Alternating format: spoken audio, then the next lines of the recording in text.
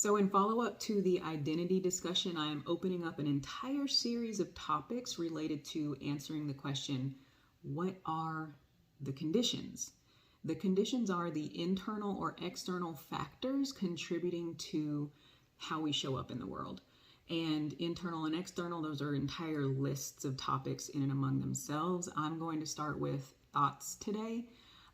Starting with internal, just because the internal stuff is directly within our reach at any given moment. However, not everyone is going to feel or be safe to begin the exploration at the internal stuff if the internal stuff is currently protecting them from what is going on in or around them.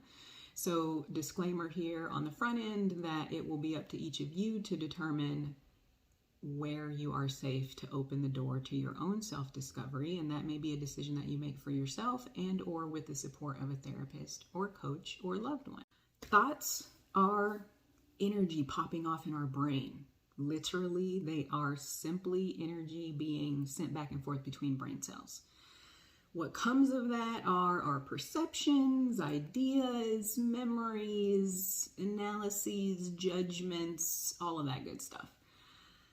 Now, exploring our thoughts is a complicated thing because we all have this beautiful internal security system that exists to protect and defend our sense of self, the belief systems and values that we move through the world with. So that system is going to at all times be monitoring for potential threat. And if it detects a threat to our sense of self, it's going to be clicked on, just like any other security system in any other context. So the very first step, our prerequisite to this self-exploration, is to check in on our intentions. Why do I want to know this about me?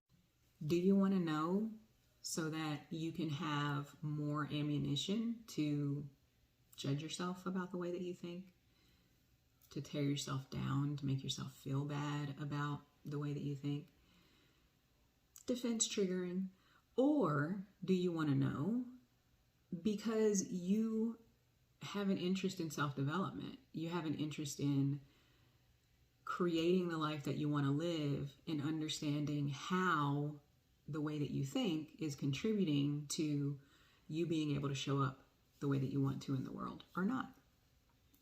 When we're coming from this lens of self-care, self-development, we can then tap into the openness and the willingness to see what is as it is.